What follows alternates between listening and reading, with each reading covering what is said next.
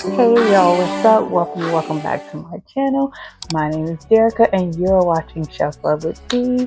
Hey, what's up? How you doing? How you been? How's your week? I'm not gonna hold you long. This is gonna be a cute little quick vlog, okay? I mean it this time. Hopping on here real quick to do my 10 before the end or 10 by the end. I wasn't gonna do this, but I saw my girl bookmark by Aaliyah, and then my homegirl, I'm talking like I know them, my homegirl, favorite reader, she did it. So I'm like, let me go ahead and hop on this wave and do my 10 before the end. I said I wasn't going to do a TBR. So these are just books that I would like to get done or get read before the year is up. So of course y'all know, I still haven't, of course y'all know I got to get Butterscotch Blues in. I tried to order this book from Pango. I said in my last video that I saw someone selling it for $4 on Pango. And I ordered it, paid for it, and then she never got back with me. So I'm like, looks like I'm just gonna have to get it brand new. That's what it's given. So I think for the meantime, I'm gonna read this, and then I'm gonna see if somebody gets me that book for Christmas. Mama, Papa, one of y'all. See if nobody gets it for me for Christmas, then with my Christmas money or Christmas gift cards, I will get it for myself. But Butterscotch Blues, definitely want to get this read. I don't know were the girlies reading what the book is about. I really want to make this a quick vlog. Like I said, I feel like all mine turn into long ones, and I would like for this to be short and sweet. So if you don't know about Butterscotch Blues, real quick, it says that Sandy Hutchinson has skin so dark and chocolatey brown that her friends call her the Black Diva. At the age of 34, her and her girlfriends have a tight bond that they've shared since college. They've been through the ups and downs of dating together. They both have high aspirations and their careers are going well, but they all are just looking for love. They said that but nevertheless, they're always there for support and sympathy for each other. Sandy wonders if love will forever elude her until the day she meets Adrian Burton, a Trinidadian with caramel skin, natural wavy hair, and the eyes color of butterscotch. Then she had to decide whether or not to keep it. Plagued with low self-esteem, she just can't believe that Adrian is attracted to her, that he's intentional. He opens her heart, he wins her over. They share a whirlwind romance filled with blissful happiness until the night of a fateful call from the hospital. So that book is, as y'all have probably seen in the last vlog, and if you haven't seen, y'all, this is one of my favorite books. This, along with The Coldest Winter Ever, Have My Heart Forever in a Chokehold. So I hope to get to this one most definitely. I'm trying to get this one read within the next week or so. And just a cute little fun fact about me, Butterscotch Blues, I love it so much. I have another YouTube where I just watch music and like life vlogs and stuff like that. And my name on there is Butterscotch Hughes, which is a play on the title of Butterscotch Blues. And my email is Coldest Winter Ever. So when I say I love these two books, I love them. Moving on. All right, so True Lies by my girl, Margaret Johnson Hodge. It says, the last time Deja Moore took a chance, she was 8. And a wild downhill bike ride left her with a scar on her knee, which is nothing compared to the ones that now crisscross her heart. Life has made Deja into a cautious, wise sister who won't sit down in her silks for fear of wrinkling them. A hardworking accountant who doesn't hand out second chances. Then she meets Rick, and when that handsome corrections officer gives her the protection of his mace and temptation of his phone number, she falls hard. Everything about Rick, from his soulful eyes to his straightforward talk, tells Deja she met someone who will never play her if she could put aside her fear and wrap herself around his troubled past. So this sounds like a good time, fun ride. A girl who she's like, I ain't got time for it, not falling for it, but she can't resist because when it's real, you know. Another fun fact about me is I have always loved the name Deja. And if you know, you know. back in the day when I used to go out with my sisters and my homegirls, the name that I would give out or that I would use as my alias or my out of town name was Deja. I think it is just the perfect mixture of like sexy and cute, short and sweet. So Deja was my go-to name. So just so y'all know a little fun fact about me. Moving on, the next book that I would like to get into before the year is up is God Don't Like Ugly. And yes, these books were in my last haul, but y'all, I'm so excited and ready to dive in them. And Mary Monroe, she had to be on my pen before the end because this book, I'm ready to dive back into it. It was such a good story, and I do feel like because I was listening to it via audio when I read it, there may be some details or things that I didn't pick up on or missed out on the first time. So ready to jump into this one. Don't forget to let me know if you would like to buddy read this series with me, or we could just start with this book. No pressure, no pressure. An easy going buddy read. We don't have to stay on the same page through the whole thing or whatever. Let me know. I'm down. All right, so the next book up that I would like to read is Blood in the Water by Miss Tiffany D. Jackson. As y'all know, in one of my vlogs, because my son had got this for me. We still have not gotten around to reading it, y'all. My son is in competitive soccer. Both of my younger sons play football, so we've had that. Now we're in the Sooner Classic part of it. Basketball is starting. It is just so busy. Too busy for he and I to have the time to sit down and like read this together. So I definitely would like to get this done with him, or get this read with him before the year is up. I know a lot of y'all have probably already read this. Tiffany Jackson is a new to me author, and I really am looking forward to jumping into her catalog. Again, Lex Reeves, she's on a Tiffany D. Jackson kick, and she is making me like want to dive into her whole catalog. But it says Brooklyn girl Kaylani McKinnon feels like a fish out of water. She's spending the summer with family friends in their huge house on Martha's Vineyard, and the vibe is definitely snooty. Still, there are beautiful beaches, lots of ice cream, and a town full of fascinating Black history, plus a few kids her age who seem friendly. Until the shocking death of a teenage boy. Was it a drowning, a shark attack, or the unthinkable murder? Kaylani is determined to solve the mystery, but her investigation uncovers shattering secrets that could change her own life as she knows it if she survives. So that sounds like a good little mystery thriller.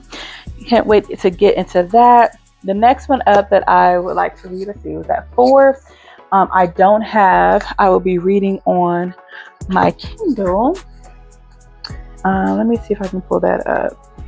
All right, so the next one, updating my Kindle storage. Okay, anyways, the next one that I would like to read most definitely before the year is up is called 3 Months in Accra, a love story collection. That is book 1. Because I believe that I have book 2. Yes, so I want to read this one first so that I can get into book 2. Let's see what it is about. I still don't really know. I don't know if I have a shoulder. Y'all see my page? So cute. Alright, let's see. I'm still learning how to work this thing. Okay, so it says 3 months, 1 unforgettable love, a lifetime of what ifs. When Eliza Monroe steps off the plane in Accra, she's ready for an adventure. But nothing prepares her for Kofi. I've always loved that name too. For a man, Kofi is so cute. He's grounded, magnetic, everything her heart didn't know it needed. As they fall in love under Accra's golden skies, their days are full of laughter, promise, and passion. But as summer ends, reality hit, cultures clash. Have y'all ever had like a summer, I want to say fling, but it just reminds me of like back in the day, I would go to the country to visit my family, and we would have what me and my sister would call like summer boyfriends. And we would like not be in a relationship during the year, but every summer, everybody, it was one of those things, if you know, you know. Now, we were kids. I'm talking like middle school, high school, so it's not really serious. But it was always like, you know, so hard at the end of summer to leave not only the friends you've made there, but also your little boo thing there. So that's reminded me of that. But it says, and promises made under a baobab tree, Baobab, help me out, are harder to keep across oceans. 2 years later, fate brings them back together. They're older, wiser, and maybe still in love. But is 3 months enough to build a forever? Oh, why have I not already read this? Oh, this seems like it is going to. Oh, this seems like a good read. I was trying to see if I can blow up. I'm trying to see if I can blow it up for y'all to see. Hold on one second. Let me look this up for y'all who don't know what this looks like. I think Kehlani's song lives rent free in my head. Alright, anyway, so here, get it together. There is the cover of 3 Months in Accra. Y'all, that sounds like such a cute read. Oh, that might jump ahead. Oh, Butterscotch Blues though. I don't know. I gotta get to that one because I already have book 2, if I am not mistaken. Let's double check. I won this in an Instagram giveaway. Let's see. Yes, this is book 2, and I am counting the 3 Months in Accra and book 2, which is Room 214 San Juan, a love story collection book. I'm counting these as one because they are very, very short reads, and it's a series, so I'm just going to count this as one. I'm going to count these as one book, one series. So I want to read this one. So in order to do that, I got to knock out 3 Months in Accra. And I'm so excited about reading that one. So it says, she was chasing funding. He was chasing freedom. Neither expected the storm to reroute everything.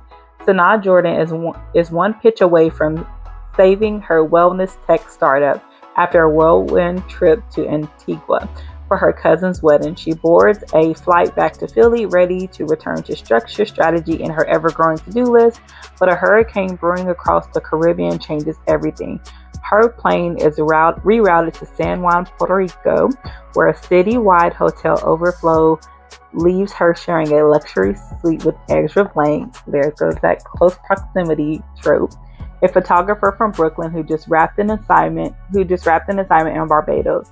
He's carefree, she's frazzled, he journals and inks, she bullet points and apps. Plan is simple. Coexist until the storm passes, but 3 days of blackout skies, slow kisses, and conversations deeper than floodwaters prove that fate had a layover of its mind, because sometimes the most unexpected detours lead exactly where you are meant to land. These sound like they're gonna be so good, y'all. Oh, Miss LB Gaines. She might be my new fave. I'm pre-rating these, pre-predicting that these are going to be 5 stars. So let's see, we got 1, 2, 3, 4, 5.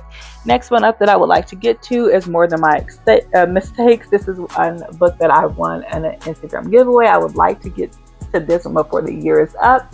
It says, Rhea is a screw up, and at least that's what she thinks of herself. Her mom's not so constructive criticism and constant reminders of her past mistakes don't refute the narrative either. Fortunately, there is one positive thing that they both believe in: Rhea becoming a documentarian. With a year of film school under her belt, Rhea finally finds herself on a path that both she and her mother could be proud of. That is until a mistake behind the wheel changes the trajectory of her life and she deems herself unworthy of true happiness. Wow. This one sounds like a good one too. All right, next one out, because I really want this to be a short, quick video, is In Deadly Company by L.S. Stratton. I was supposed to be starting this book this week, but I have not really read much this week. I won't say I was in a slump, y'all. I'm just taking a break. This is not a race, marathon, none of that stuff. Reading is enjoyable, and I just was kind of not feeling like reading this weekend, so I just took the break. But I'm definitely starting this book this weekend. It says, as the assistant to the CEO of a Fortune 500 company, there's a sticker on it. I think it says Nick Underwood has plenty of tasks on her to-do list. Oh, it's a girl, so what is her name? Oh, Nicole. Nicole Underwood has plenty of tasks on her to-do list, one of which is the blowout birthday celebration for her nightmare one percenter boss, Xander Chambers. But when the party ends in chaos, and murder, Nicole is one of the survivors. Suspicion from the investigators to the media lands on her. Was she the reason for all the bloodshed? Oh, these are some good books. Again, referencing Lex Reeves, I do remember she read this book and she said that she felt like the other side to the story where they are, I think, making a movie within the book. She felt like it was unnecessary and not needed. I almost decided not to read it, but I'm like, you know what? See for yourself. She may be right. It may not be needed, but it could possibly still be a book that you enjoy reading. So, moving on. 4, 5, 6, 7. Next book up that I would like to read before the year is Sugar Baby. This is another book this cover is ugly. I'm sorry, that's ugly. I don't know if she's beat up, got a busted lip or lipstick spread. Anyways, Sugar Baby. This is one that I read on Goodreads. It says Sugar Baby follows Agnes, a mixed-race 21-year-old whose life seems to be heading nowhere. Still living at home, she works as a cleaner and spends all her money in clubs on the weekends, searching for distractions from her mundane life. That is until she meets Emily, daughter of one of the cleaning clients, who lives in London and works as a model, and a sugar baby dating rich older men for money. Emily's life is the escape Agnes has been longing for. Extravagant tasting menus, champagne on tap, glamorous hotels with unlimited room service, designer gifts from dates who call her beautiful. But this new lifestyle is the last straw for her religious mother, Constance. Kicked out of her family home, Agnes moves in with Emily and the other sugar babies in their fancy London flat and is drawn deeper and deeper into their world. This is going to be a good read. That's interesting. That is an interesting premise or synopsis. Premise. Let me know. All right. So we got 1, 2, 3, 4, 5, 6, 7, 8, 9. So Sugar McFadden. Sugar by Bernice McFadden. Cannot wait to get to read this one. This is a short little quick read. I'm glad that I threw in some shorter books in here because it will kind of help me be able to accomplish this a lot quicker, make it a bit more possible for me to actually read these books. There's only like 2 that are kind of on the thicker side, but I think with me doing it like this, which was, I ain't gonna lie, was unintentional, I should actually be able to get these done. So anyways, it says the Bigelow women hate Sugar from the minute she arrives in this small Arkansas town. They have their names they have their names for this shameless creature with the bouncing blonde wig, red painted lips, names that they can only whisper behind closed bedroom doors. They want her gone, out of Bigelow and away from their men, but Sugar has traveled too far and survived too much to back down now. Pearl Taylor knows what Sugar feels because it happened to her. It was the day her young daughter Jude was murdered. It wasn't that Pearl stopped believing in God exactly. She just couldn't trust him the way she used to. Then Sugar moves in next door over sweet potato pie. An unlikely friendship begins, transforming the lives of 2 women in an entire community. That sounds like it's a good one. So one more, and I think I have like 13, so that's why I'm deciding now which ones I actually want to actually get to. So 1, 2, 3, 4, 5, 6, 7, 8, 9. Oh, this is so hard. All right, so the next one, I'm gonna choose it. It's Miss Wiggins by Mary Monroe. My girl, you know what? I just pieced together. I didn't realize Mary Monroe from where were you? I didn't realize that this Mary Monroe from God Don't Like Prophecy. What's this Mary Monroe? I got 2 Mary Monroe. All right. Okay. Anyways, moving on. The daughter of a prostitute mother and an alcoholic father, Maggie Franklin knew her only way out was to marry someone upstanding and church-going. Someone like Hubert Wiggins, the most eligible man in Lexington, Alabama, and the son of its most revered preacher. Proper and prosperous, Hubert is glad to finally have a wife, even one with Maggie's background. For Hubert has a secret he desperately needs to stay hidden, and Maggie's unexpected charm, elegance, and religious devotion makes her the perfect partner in Lies.